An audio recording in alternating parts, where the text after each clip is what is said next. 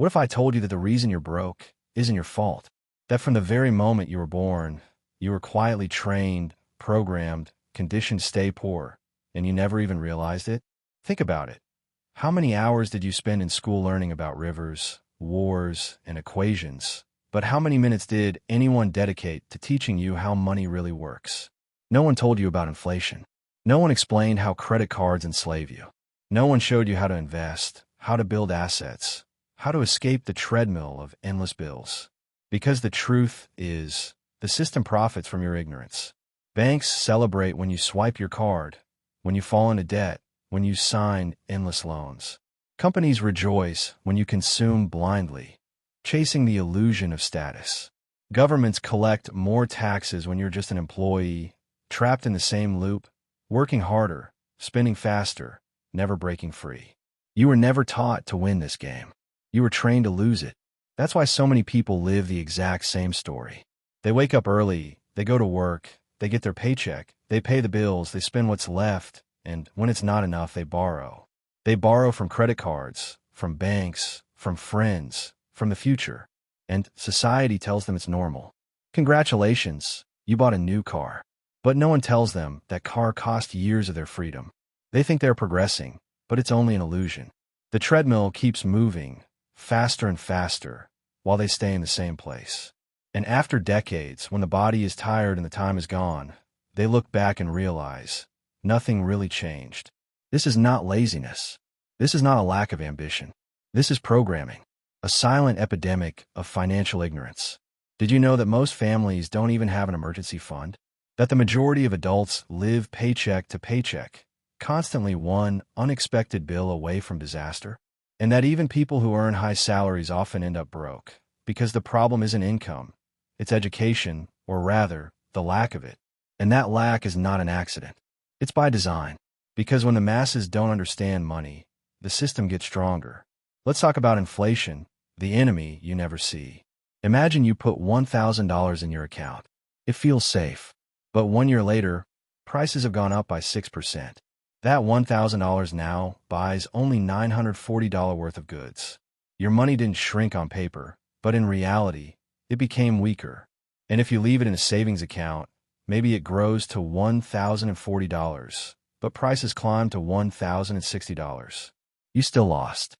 You thought you were winning, but you were bleeding slowly. Meanwhile, the bank that held your money lent it out at 20%, 30% interest. They multiplied your money while you watched it die. Year after year, this invisible theft erodes your wealth, and most people never even notice. Now think about debt. Every loan you take, every credit card balance you carry, is a chain around your ankle. Interest is the lock. And the cruel part? You were encouraged to put it on. Advertisements tell you, buy now, pay later. The shiny new car, the latest phone, the lifestyle upgrades, they all come at the cost of your future. The system doesn't just want your money. It wants your time. Because when you borrow, you are selling hours of your life you haven't even lived yet. That's what debt really is. Slavery disguised as freedom. This is why we call it a rat race. You work to get paid, you pay your bills, you borrow to cover the gap, and the cycle repeats. You run harder, you sweat more, but the will never stops. And you think that the solution is to earn more. But have you noticed? People who double their salaries often double their problems. They buy bigger houses, flashier cars, more vacations, more subscriptions. They inflate their lifestyle until the paycheck is stretched thin again. The truth is brutal. Income alone will not save you. Knowledge will. So let's break this down. The rich and the poor live under the same system, but they play different games. The poor spend money on liabilities, things that take money out of their pockets. The rich buy assets, things that put money in. The poor thing a raise is freedom. The rich know ownership is freedom. The poor see money as something to trade for pleasure. The rich see money as a tool to buy more freedom, more time, more choices. And the most dangerous lie you were told is that working harder, studying harder, climbing higher in the corporate ladder will lead to security. It won't, because the ladder is leaning against the wrong wall. Let me give you a picture. Imagine two men, Lucas and Peter. Lucas starts investing $500 a month at 20 years old. Peter waits until 30 and invests $750 a month to compensate. Over time, Peter puts in more money. But when they both reach 60, Lucas has nearly double the wealth. Why? Because he started earlier. Because he understood the real power, compounding. Time is more valuable than money. Delay is more expensive than any bad investment. And this is what the poor ignore. They think they will start later. They think they will save when they earn more. But if you don't control your money now, you will never control it later. That's why the first step is to break the mental chains. Stop waiting for the perfect moment. Stop telling yourself, I'll invest when I have extra. The extra never comes. The moment is now. This is where the 20-60-10 rule comes in. It's not magic. It's structure. Every time money enters your account, you divide it instantly. 20% for growth, 10% for stability, 10% for joy, and you live on the remaining 60%. At first, it feels impossible because you were trained to spend everything. Your brain screams against it. But that discomfort is the doorway to freedom. The 20% builds your assets. That's your soldiers, going out in the world to fight for you, multiplying, compounding, growing forests from seeds. The 10% stability fund protects you when life throws storms, when the car breaks down, when the medical bill comes, when the laptop dies. It's not glamorous, but it's the wall that keeps your castle standing. The 10% joy fund keeps you sane. Because discipline without joy collapses. You need to reward yourself, to live, to celebrate. Otherwise, you'll sabotage your own plan.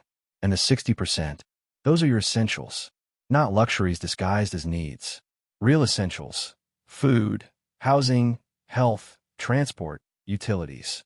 The moment you master this system, money stops controlling you. You control it. Think about this. Every dollar you earn is either a slave or a soldier. If you spend it blindly, it becomes a slave that works against you. If you invest it, it becomes a soldier fighting for you.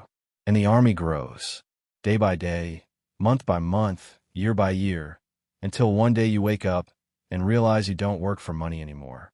Money works for you. That's the day you are free. And yes, it starts small. A few dollars a day, maybe a few cents. It feels insignificant, like drops of water in a bucket. But drops become streams, streams become rivers, rivers become oceans. Compounding is invisible at first, then undeniable. The day you see it, the day you feel it, you will never look at money the same way again. Imagine waking up and knowing that while you slept, your investments grew. Your safety fund shielded you. Your joy fund let you live guilt-free. That's the taste of freedom, and it's sweeter than any luxury purchase could ever be. So here's the paradox. Freedom feels distant, but it begins the moment you decide. The moment you separate your first dollar with intention. The moment you refuse lifestyle inflation. The moment you plant the first seed.